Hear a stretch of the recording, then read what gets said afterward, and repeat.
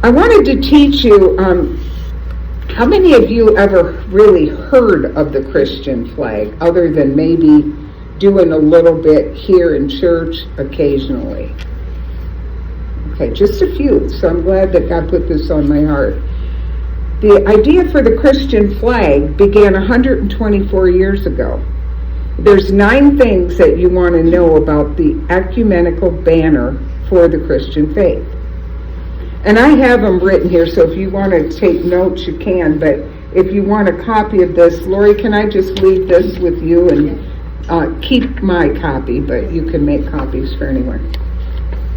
I'm not going to go through and read everything on here, but I'm going to give you an idea because I think it's really important as Table of Grace goes deeper into their faith. I keep seeing a little fledgling and all these roots going down, and as that fledgling grows on the outside, those roots are so deep that none of us, no matter where we're at, will be allowed to be shaken because we've got deep roots in the Lord. This is another way to extend those roots. The idea for the flag originated in an impromptu Sunday school speech.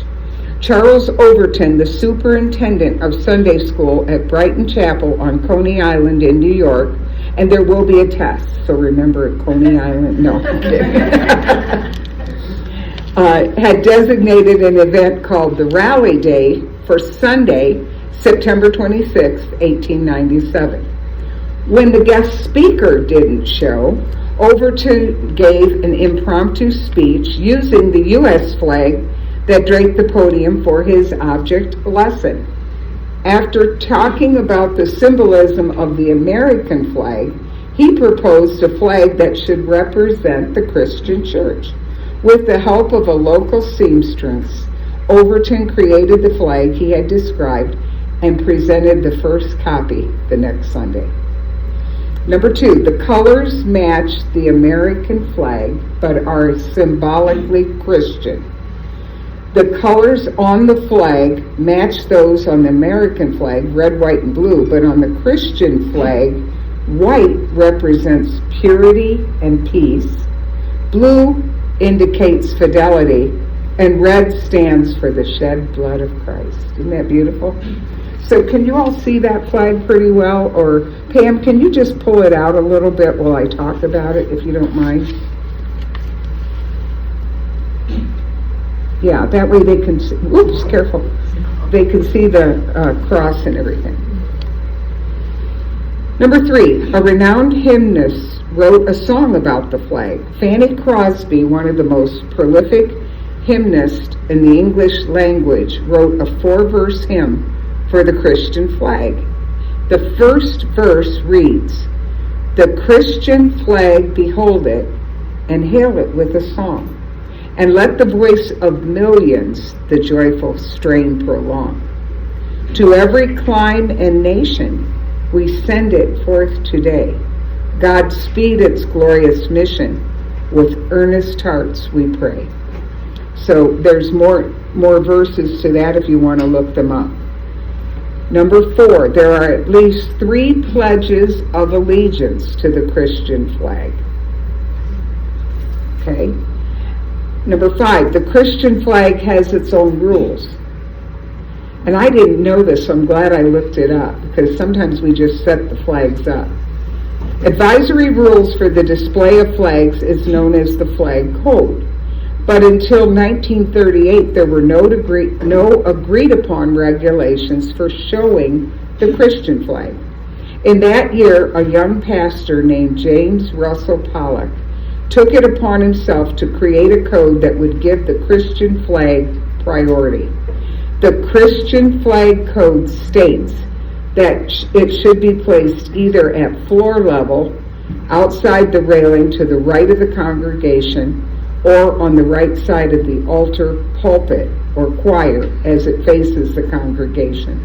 When displayed with the American flag, it should be on the same level to the right of the American flag, and it dips only to the cross at the altar.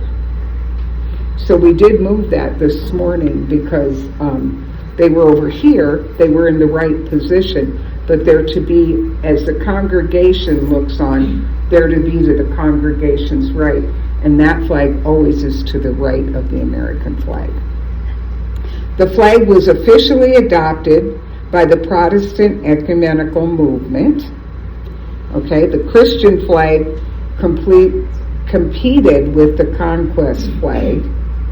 That's number 7. Number 8, the flag spread to other countries through American missionaries. Isn't that neat? Number 9, the flag has always been free to be copied or manufactured by anyone. So they never ever put a patent or trademark on it, so that the Christian flag is not patented and is free from commercialism. Anyone may manufacture it, and it may be used on all proper occasions. Christian flags may be displayed at conventions, conferences, church demonstrations, and parades, and with the American flag, may it be used for general decorative purposes. So I just want us to remember that if we ever do go out in a parade, wouldn't it be awesome if we had our Christian flag with us? But you can see God's coming back already, because now there is prayer in some states, in schools. Roe versus Wade has been overturned. God's got it, and he's coming back, and we need to stand firm and get rooted in him, so that when we feel like buckling, we stand firm with our roots planted deep. Praise God. I want to just praise God and celebrate for all he's doing in each and every one of us at Table of Grace. But I'm going to challenge you right now. I want you to take a minute and really think. I'm going to go through this slowly, which is very unusual for me, right, team? What do you need to be set free from?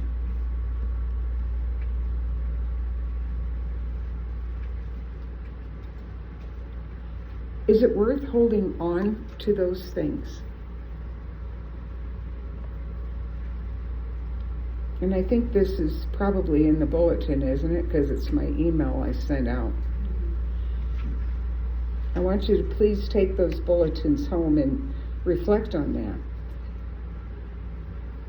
How does holding on to those things affect your life and those around you?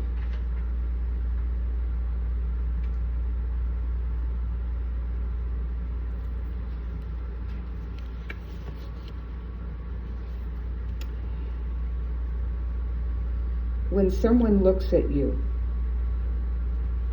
do they see the 9 fruits of the Holy Spirit? I'm going to go through them. Do they see love? This is what really helped change me years ago. I sat with the scriptures on the fruit of the Spirit, and I just read it day in and day out. And I said, is Cindy love? Is Cindy joy? Is Cindy peaceful? And if you do that, that's why I have it on your bulletins, you will change. You will change. Because God will show you where you're not, and then you have the choice to change, because he gave us free will. So if you want to be set free, you need to do this. I can't do it for you. The person sitting next to you can't do it for you. Yet we try. You know, I think you need to be a little more peaceful, and I think you need to have more self-control, and I think, it's not about us. It's all about him. Stop pointing out to everyone else what they need to do. Heaven knows we've got enough in ourselves to take care of. Do people see love and joy and peace and patience and kindness and goodness and gentleness, faithfulness and self-control when they look at you? I pray that they don't see these attributes. Hatred, sadness, complaints, restlessness, bitterness, unforgiveness, anger, double-mindedness. You're one way today and you're another way tomorrow. and self-pity. Many of us received those generationally through our family bloodline. But thank God we know how to cast them out and be set free in the name of Jesus. And there's not a person in here that can't sit with the Lord and say, in the name of Jesus, I bind the spirit, the generational spirit of that came upon me in Jesus' name. I bind it to the pit of hell and know that it's gone. It has to leave. You have all authority through Jesus Christ. And whom the Son sets free, say it with me, is what? Free indeed. Today's your day. This video, if you've watched The Chosen, this is the man who plays Zebedee in The Chosen. And he really struggled with his faith and with God. And I think this is going to turn a lot of lives around, seeing his testimony. And we are in testimonies this summer, so praise God for that. If in your mind you know that he's got you and he's got everything, you have fully experienced it. The difference is day and night. Whom the Son sets free is free indeed. Today is your day to stop wondering about God and start experiencing him. And your joy will be so complete that you will be out there telling others. And when you see them roll their eyes, and just pray for them. They don't have it yet, but he wants them. He died for them. Don't ever back down. Allow the Lord to speak in and through you. In everything he tells you to do, do it. Even when you think you can't. And watch what he does. I pray this in Jesus' name. Amen. Okay, I guess I'll go first. The reason I joined the military was because of my niece and my nephew. They were real little, and I felt like I had to protect them. So that was my duty to join the service. But I think the real reason I was thinking about it is because when I came into that family, I was 6 years old. And my brother was 12 years older than me, my oldest brother, and he was going in the Air Force. So he's 6 foot some tall. I'm a little kid like this, and I'm looking out here. He went in the Air Force. This was back in 61 or 62, I believe, just before Vietnam. And I used to see my dad's, so that was a big incentive for me there. And then also I used to see my dad's uniform hang in the closet. He was in World War II. Never talked about it. But I seen him one time when he had his shirt off, and he got shot by a German sniper. So he had scars on his shoulder and his back. At the time I thought it was cool, because I was a little kid, and I thought, look at all those cool scars. But he never talked about it. I heard about it from my mom. And he was real humble about it, but he did his time, didn't talk about it. And he didn't hold a grudge either, because my mom's last name is Kriedemeyer. So he married a full-blooded German woman, even though he got shot by a German soldier. But so just all that combined, and then, you know, growing up with a very patriotic family and stuff, just kind of led me to want to do my part. That's why I joined. Good morning, church. Morning. Morning. You know, I wasn't going to come up here. You gotta talk louder because apparently the microphone's Mic's not on. Oh, it's not on? No. I don't know if I can make it on. Don't worry about it. Just talk real loud. Okay, Thanks, I'll George. just leave it here. Thank you, George. I wasn't going to come up here because I didn't want to share anything. But I have a friend, Alan, who said, you got to share what happened. Why did you join? And it's real simple. I had a really good friend in high school who ended up joining the service, and he was killed in Vietnam. And I remember going to the funeral, and I said there's something that I need to do. And with that, I got two of my other friends, Bill and Dwight, and I talked to them and I said, we're going to head down to join up. We're going to join also. So I guess what it was the Lord inspiring us to join, to do anything we could to help. And I spent 6 years in the military, in the reserves, going from fort to fort,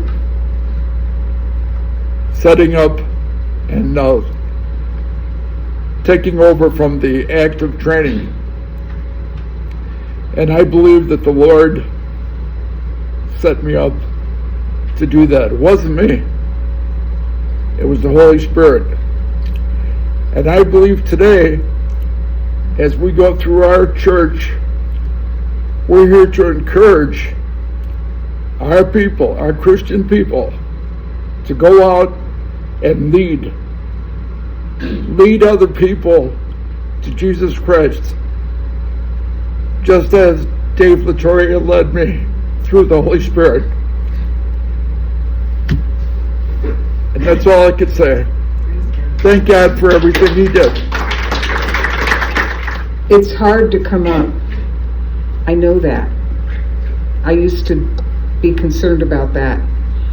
And I told Rich this morning, it's very hard to come up until you just let God. And then it's not hard anymore. And so if you feel a tug on your heart, because I've been there, you need to go up, you need to say something. And you're sitting there going, not me, Lord, call on somebody else. I want you to continue to get stronger and stronger. I mean, come on, if you went through basic training, you mean to tell me you can't come up and talk in front of a table of grace? Are we blessed to have a country like this? I took this off so whoever's next can use it. I am thankful for each and every person that put their name on the line, knowing that it could be their life when they sign their name on that line, to protect our freedoms and our liberties. If nobody would have done that, who knows where we'd be today.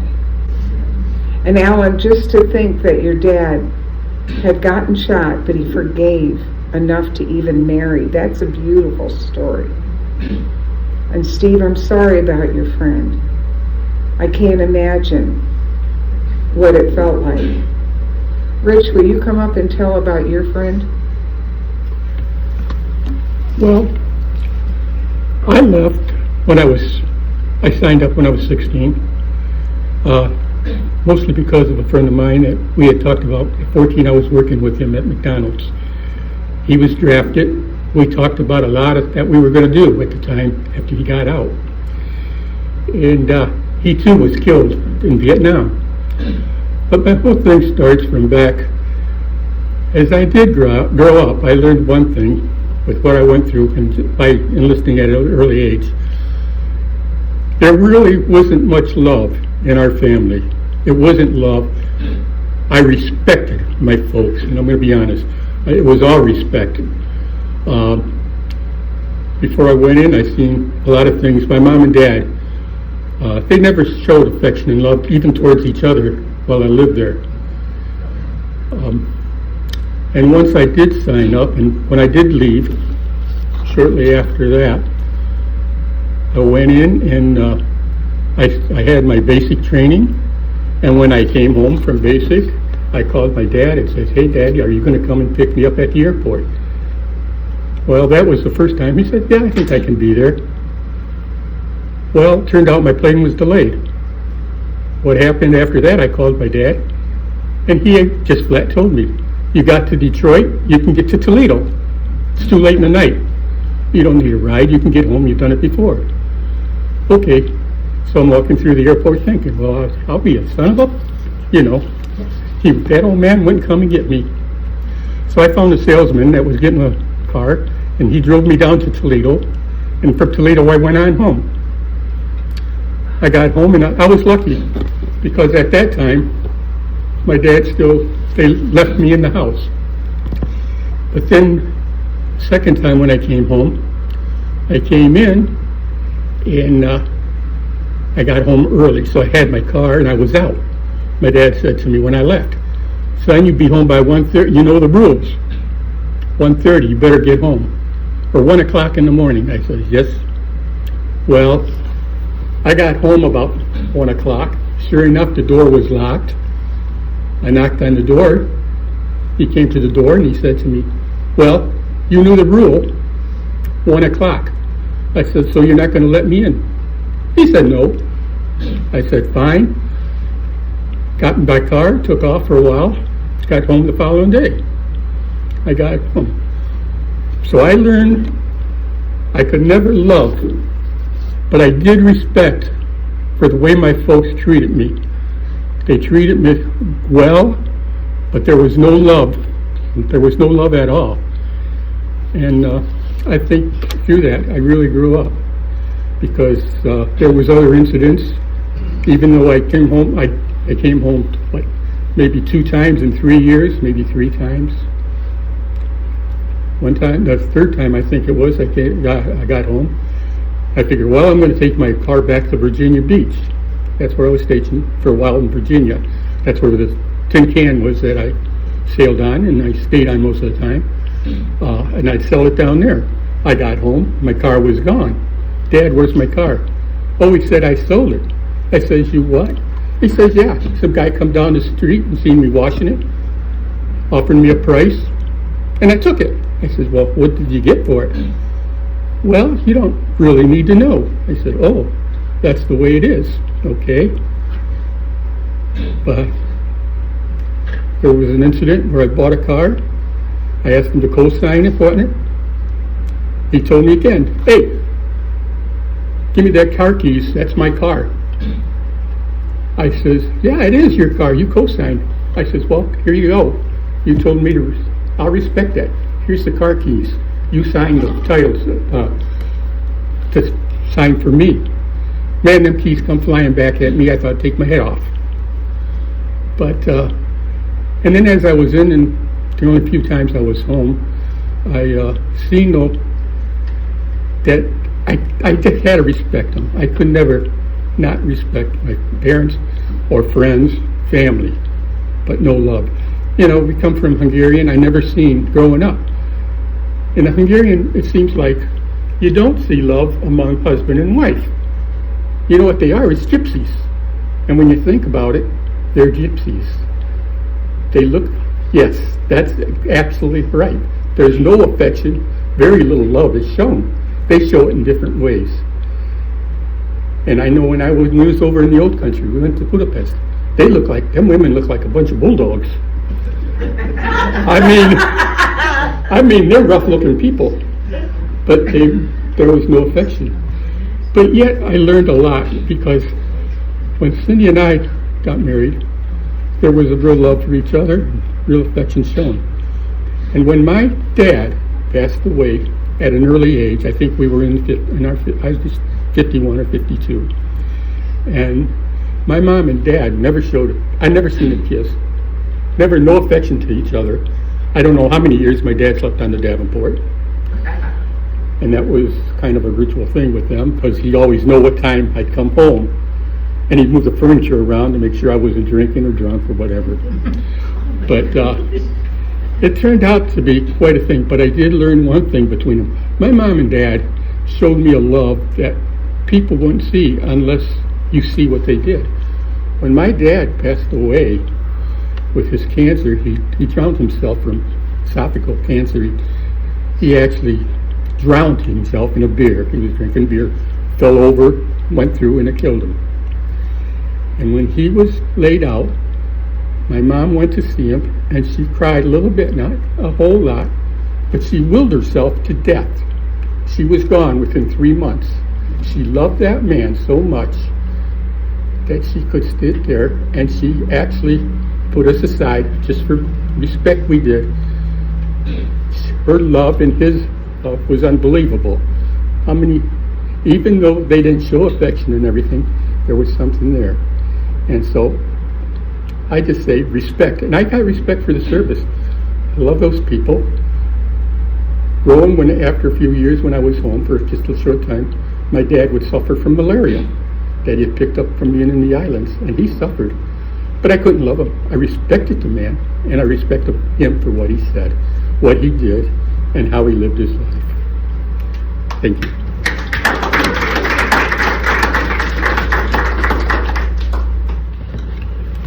Well, for me, it began in high school.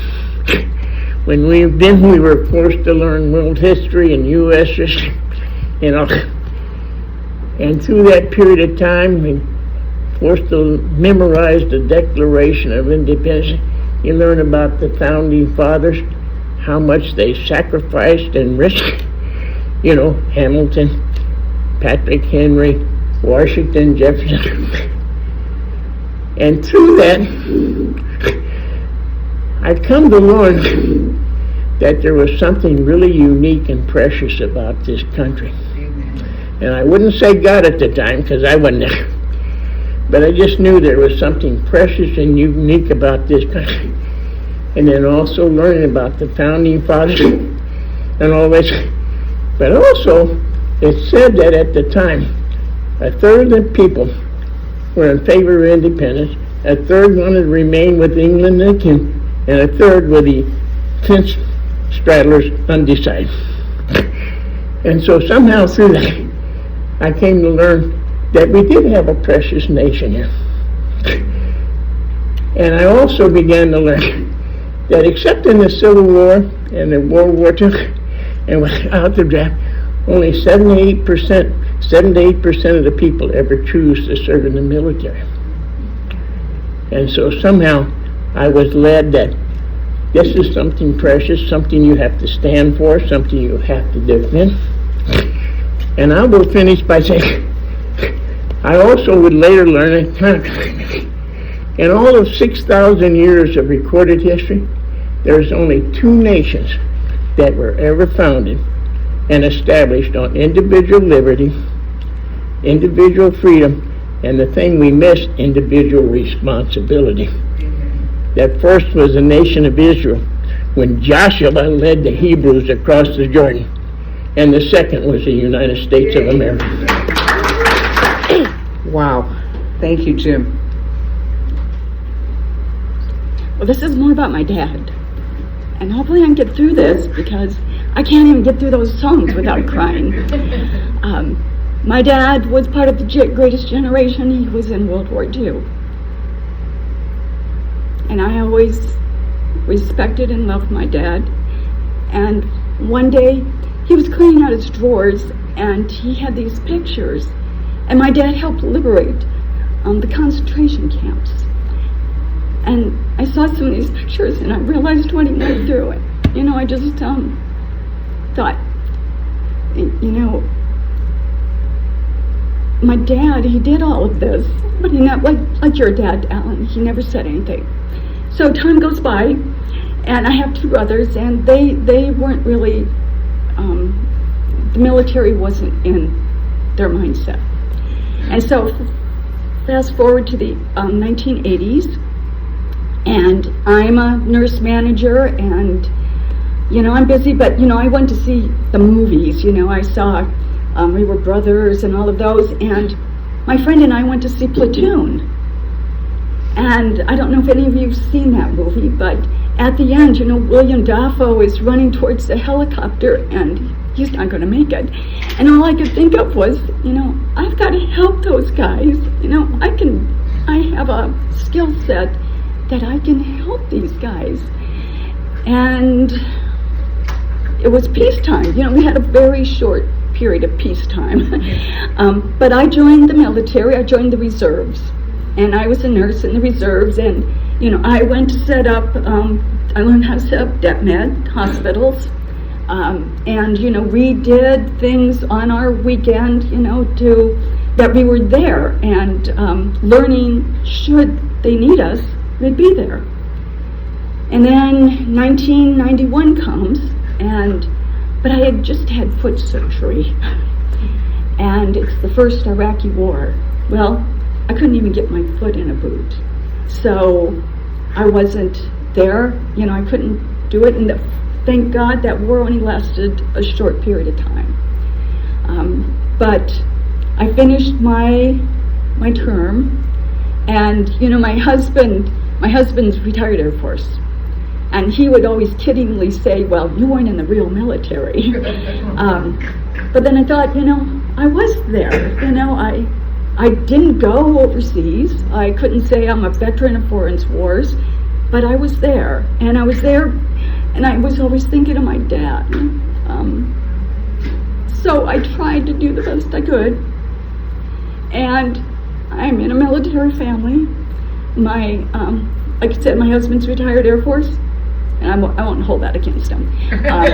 His dad, retired Air Force, and our son, he was in the active Air Force, and now he's in the reserves, finishing his 20 years.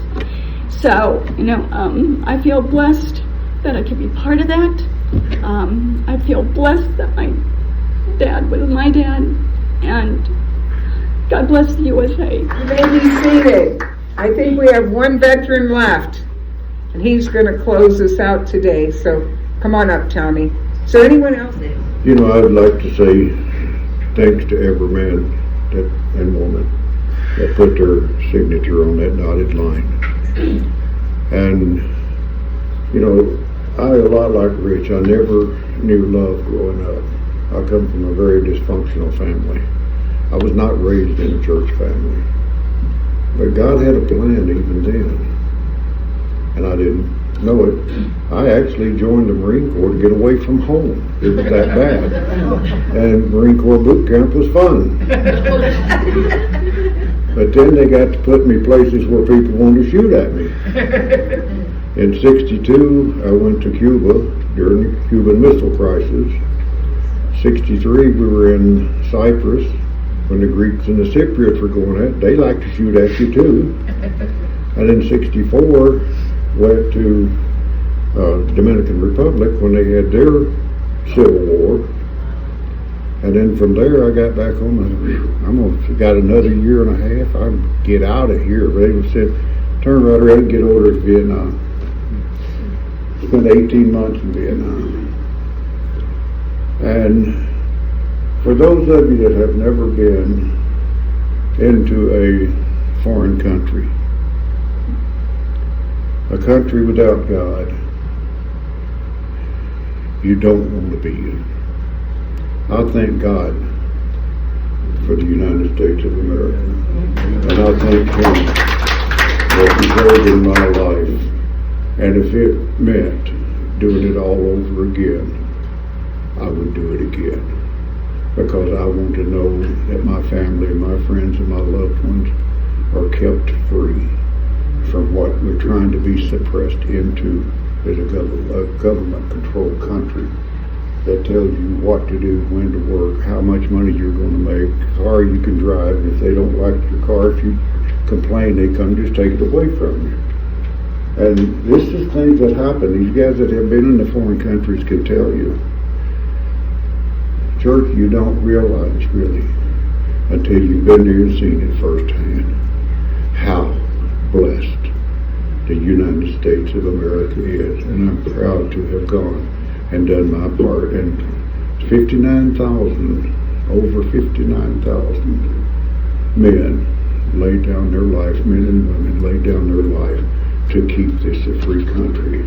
And I'm going to do everything I can within my power to keep God first and keep this country free. God bless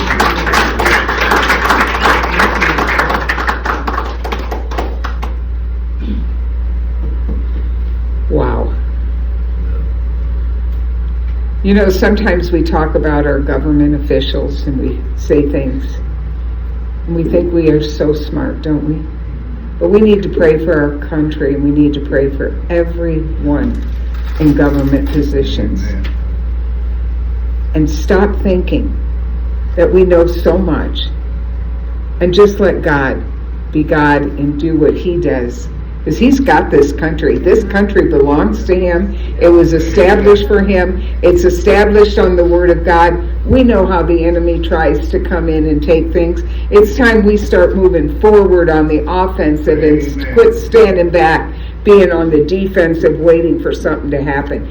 You go out there, you make a difference, you pray for this country, and you stand on God's word. This is his country, and it's going nowhere unless he allows it in Jesus' name. Amen? Amen. Don't back down. Don't say, oh, they won't let prayer in school. You make a difference and say, we can do whatever God tells us. And you try and stop us in Jesus' name. Amen. We've got the victory. And we've got more power through God than anybody could ever come and bring against us. Don't ever forget that. Stand there and just stand. When you're dressed in your armor, and you've done all that you can, you just stand there and watch God do it. Because he will.